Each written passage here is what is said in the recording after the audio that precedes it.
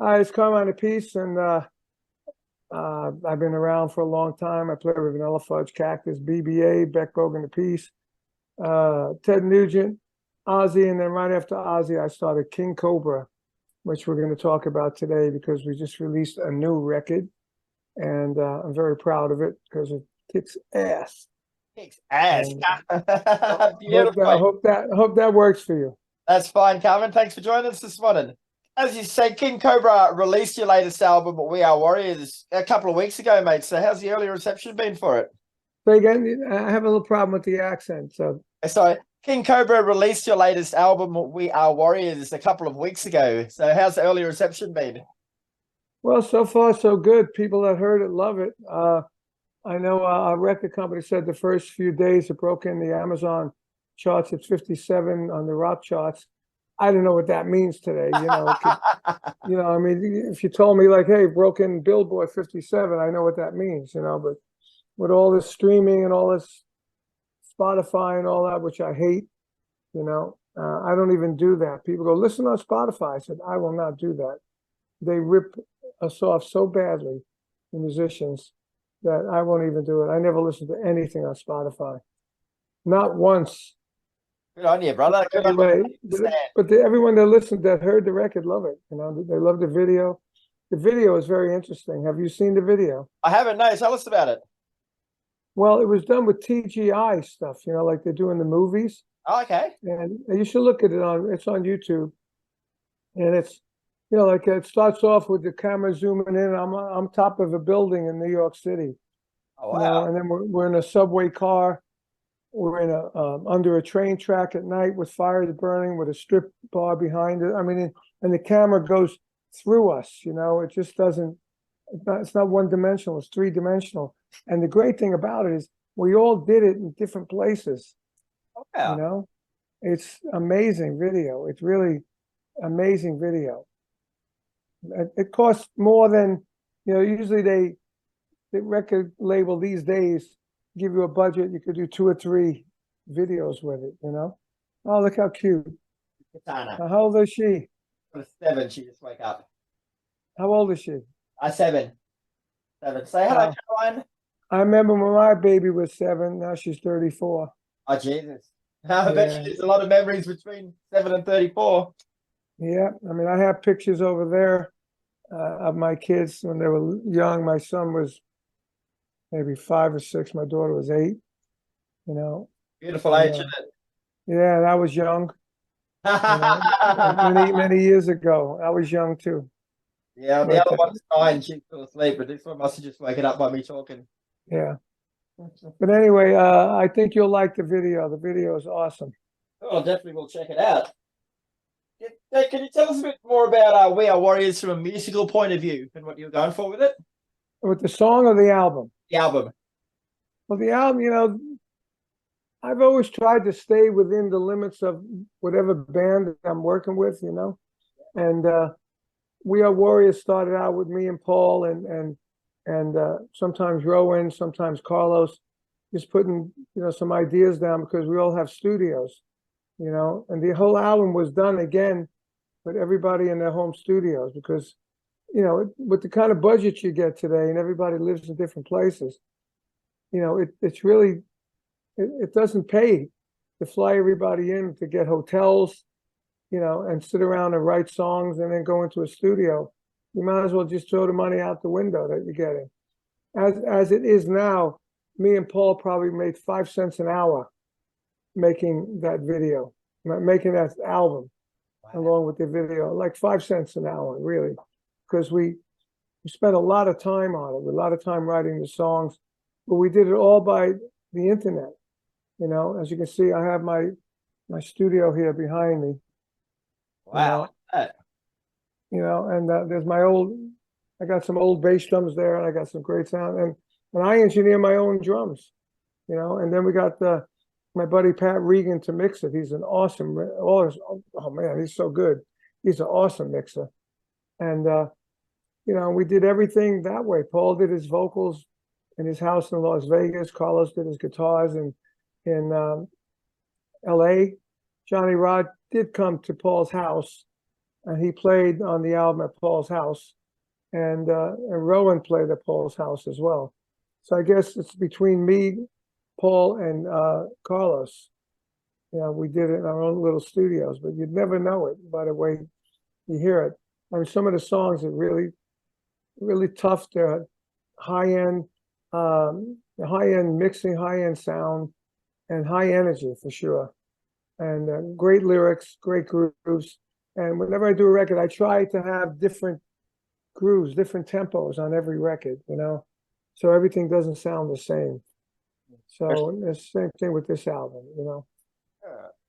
The press release says that it's one of the best albums of your career. Like, I know everyone says that, but do you genuinely believe that? I believe it because it's really great songs, produced really well, and you know, it has all the elements of being a great record. And you know, because we had more control of it, I did as well.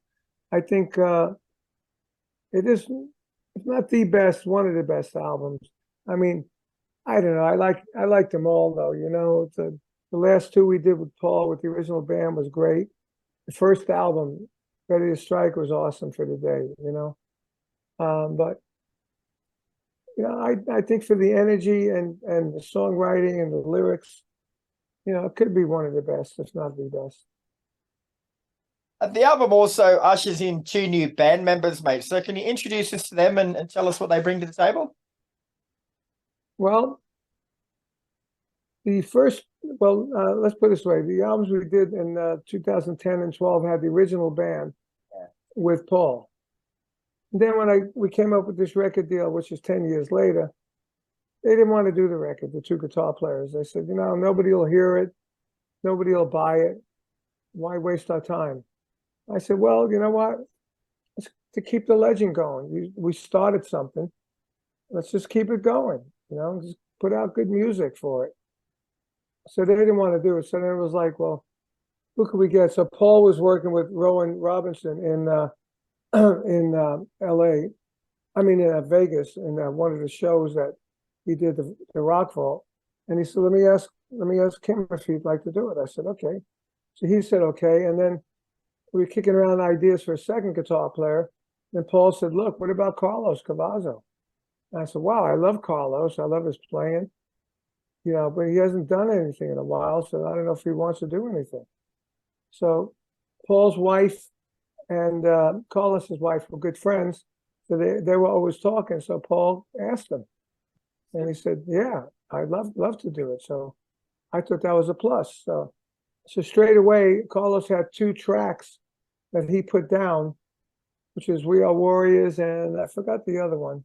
There was another track because there was so many different ways we wrote the songs. I can't remember what the other one was.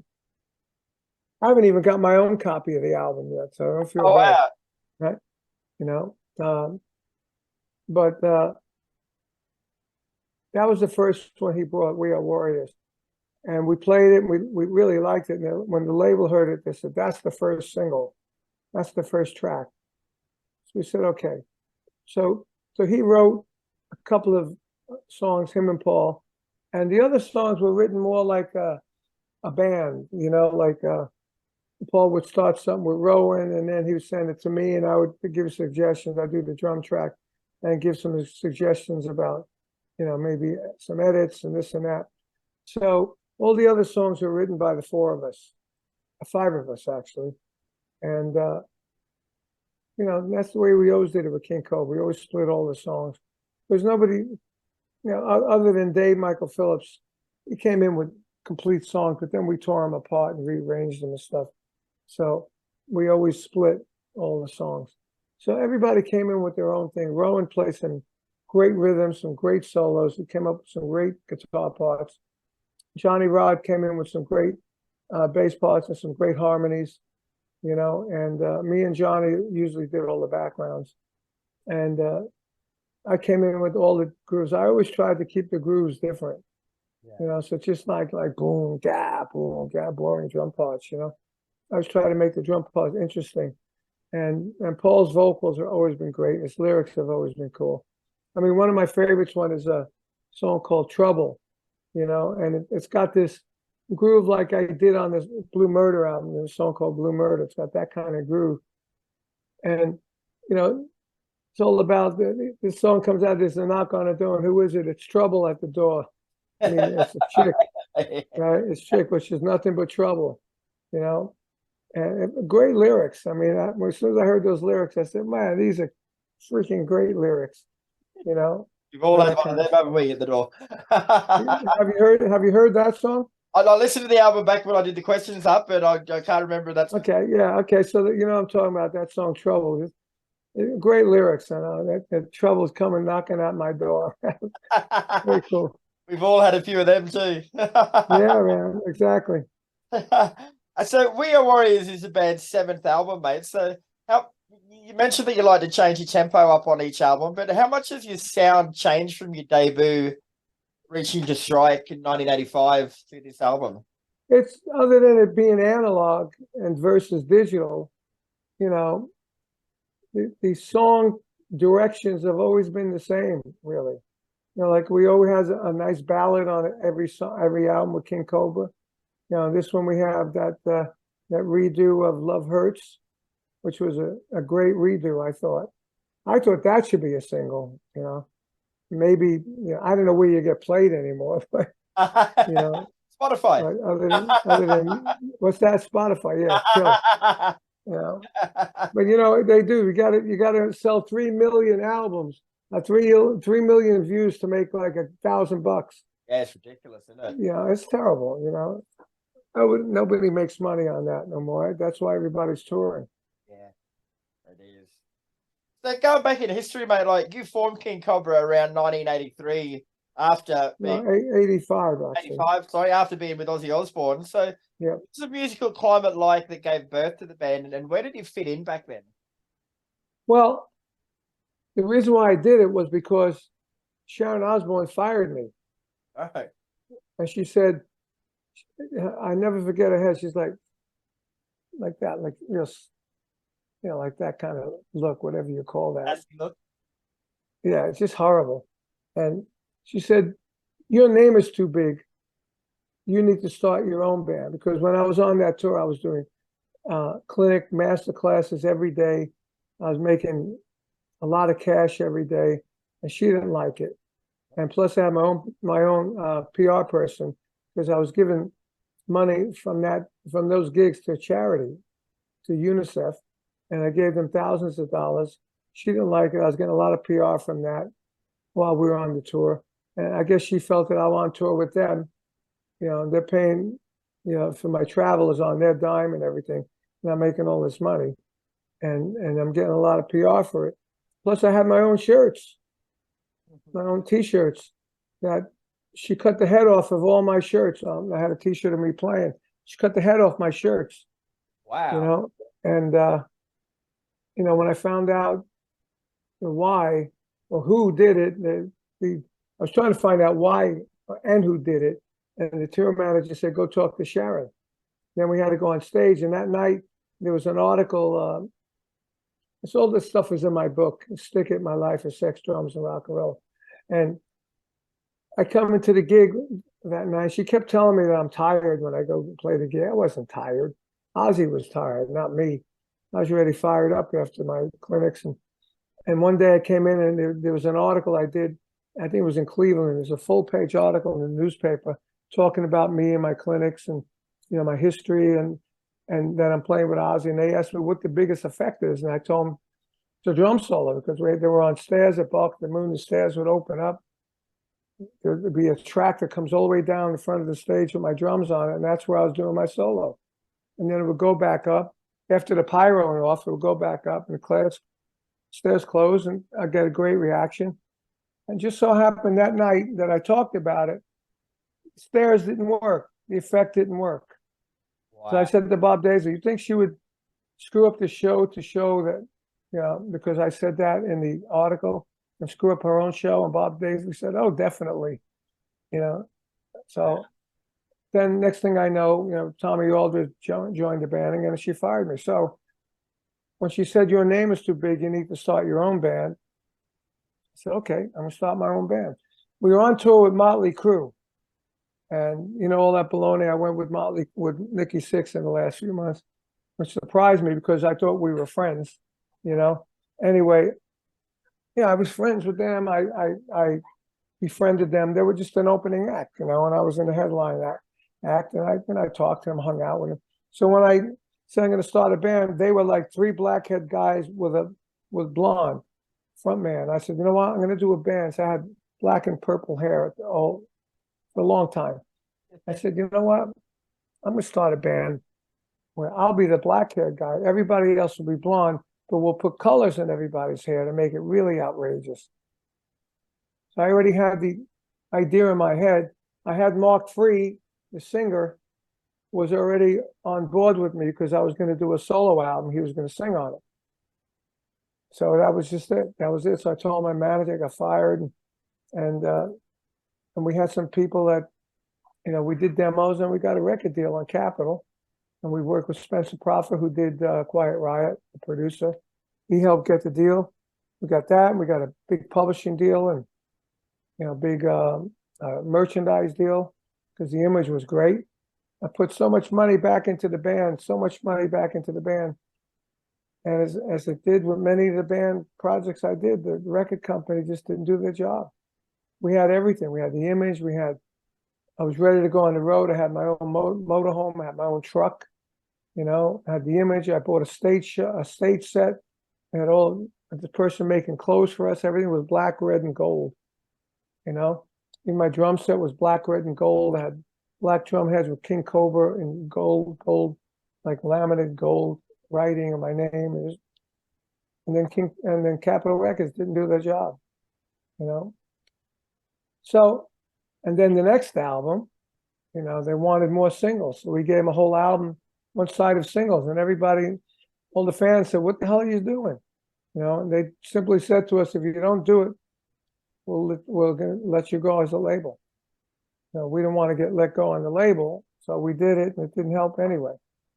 And then Johnny Rod left to join Wasp, and Mark Free left to sing, I don't know, softer stuff, then became a woman, you know. And we did King Kobra 3 with me, Dave, and with a whole new band, and then that didn't work, and then I joined Blue Murder, and that was the end of that for many years. Same thing happened with Blue Murder. You know, the record company didn't complete the job somehow. And that record was so good. I would have bet you my house that record was going to sell 2 million albums. You know? Get behind it. It didn't. And then grunge came in. That was the end of Blue Murder. You know, and then I spent all of the 90s in Japan because grunge was here. Guys like me were like dinosaurs, you know, and then slowly came back in the 2000s. God, you've been through a lot, haven't you, brother? Hey? You've been through a lot. Yeah. It's all in the book, though. Yeah. But, you know, I was lucky that I made it back in the 60s, 70s, and the early 80s, where all the money was being made with record sales and all that stuff. You know, with Rod Stewart, I wrote 2 of his biggest songs. You know, when we did Australia, we played in Sydney. We did the stadium, and we did a 6,000-seater for 6 nights. It was like something like 90,000 people. You know, in those days, you made money. Yeah. You know, I mean, you make money today, but to get to that point, you know, you got to either be established or you got to be on the road for 6 to 10 years before you get recognized. You know, you notice all the new bands that are making it, mostly they're all in their 30s. Yeah. Yep. These days. They're not like in their 20s. They're not like 20 years. I made it when I was 20 years old. I was on the Ed Sullivan Show, 50 million people, Vanilla Fudge. We had, you know, 3 albums on the charts, top 10 single. You know, now that don't happen. Even like Taylor Swift, that's the biggest thing. How long has she been around? 15 years. Yeah. Oh, yeah. People look at her and think it's an overnight thing, but she's been pushing it for a long time. Yeah. So anyway, so that's what happened. That's why I did King Kobra. You know, I was ready to stay with Ozzy and help him because I was a master at getting the killer drum sound. I learned from Andy Johns. I knew how to get it. And the drum sound in his record was bad.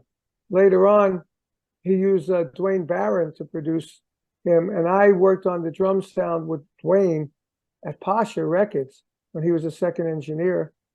And the first record we did that they used my drum sound that we created there was Quiet Riot. They sold 5 million records, you know. So you So I knew how to get that sound. I wanted to get that killer kick-ass drum sound with Ozzy, you know. But I never got to do it. I wanted to help write songs on that first Bark at the Moon album, the first 500,000 records. I was listed as associate producer because I was in New York with Ozzy and Tony Bongiovi, finishing the record, helping the drum sound that Tommy Aldridge did. That was not very good at the time. And we remiked it and we got a better drum sound. They were doing Ozzy's vocals. We mixed it, and then I flew on this SST, the supersonic jet, to go to England with Ozzy to do the Bark at the Moon video. You know, I'm surprised that Sharon left him in my care. Maybe it's an oversight. Yeah, it was probably. And then I had the associate producer on every first 500,000 albums. And then I had a deal with them that I would get a bonus every 500,000, you know. So that went out the window. It all went out the window for something silly, you know. Ridiculous. So you've been in the music industry for over 40 years, mate, which is a long time. Like 55. 55. Well, there you go. I was undercutting you. Sorry, mate. Yeah. But that's even longer time in music, mate. So there's been so many styles and trends come and go in that years, and so much technology and stuff. Like, have you ever tried to sort of adapt with that, or have you just done your own thing and kept your own path the whole time? You mean adapt to technology? Yeah, and the time that changes. Oh, totally. Yeah. I've been playing drums to a click on records since 1982, and I've been able to punch in and out of grooves, because in the old days it was like, all right, we'll go in, let's get the drum track, take number 5, take number 6. By the time you get to take number 10, you lost the feel. Forget it. You might as well not do it. You know, and once you get the drum track, the bass player goes in, he plays, and if he don't like what he played, he punches in. You know, same with guitar, vocals, everybody, but the drums. Yeah. So when I started messing around with punching in on tape, you have to know how to do it, which I learned how to do it. It was breath of fresh air for me, because I would put 3 tracks down. I picked the one that I liked, and then I would pick, I don't like that verse, let's go in and fix that verse. I don't like that drum fill, let's fix that drum fill. In 1989, when I did Blue Murder, we started with a cool drum sound. I did all the tracks on, we all played together, and I picked a drum track I liked and I fixed it. By the time we did most of the whole album, Bob Rock came to me and said, we got a much better drum sound now. You want to do it all over? Oh. I said, yeah, let's do it. And while we did it, I went through every drum fill. I tried to make sure that every drum fill was different than any other drum fill. Every drum fill was different. And I was able to do that because I was using the technology to punch in. So that just continued, along the way. When we started doing digital, what I tried to do is do digital, and then I would give it to my buddy, had master it, and he'd master it to analog, and then back to digital. But now with Pat Regan, like with this album, he has a program that sounds just like analog. So we would mix it through that program, and it makes it sound analog. Right.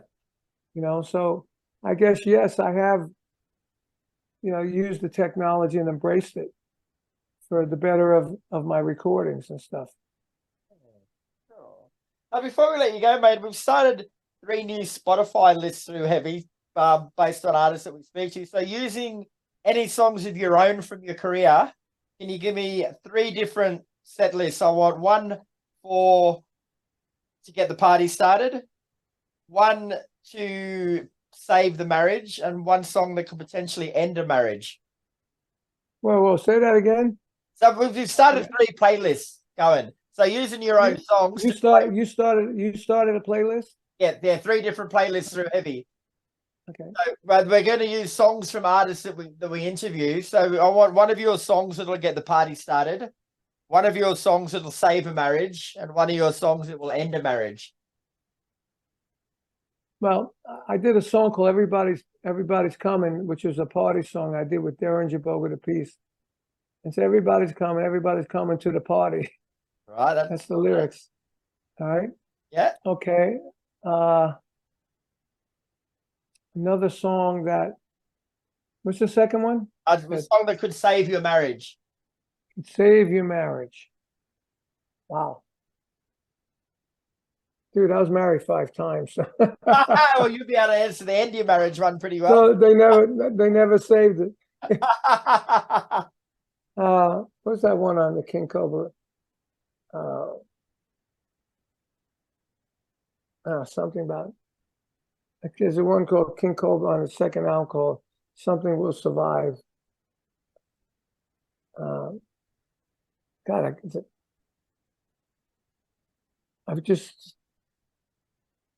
got a lot of songs. I got to really think about it. They got to be my songs, right? Yeah, gotta be your songs.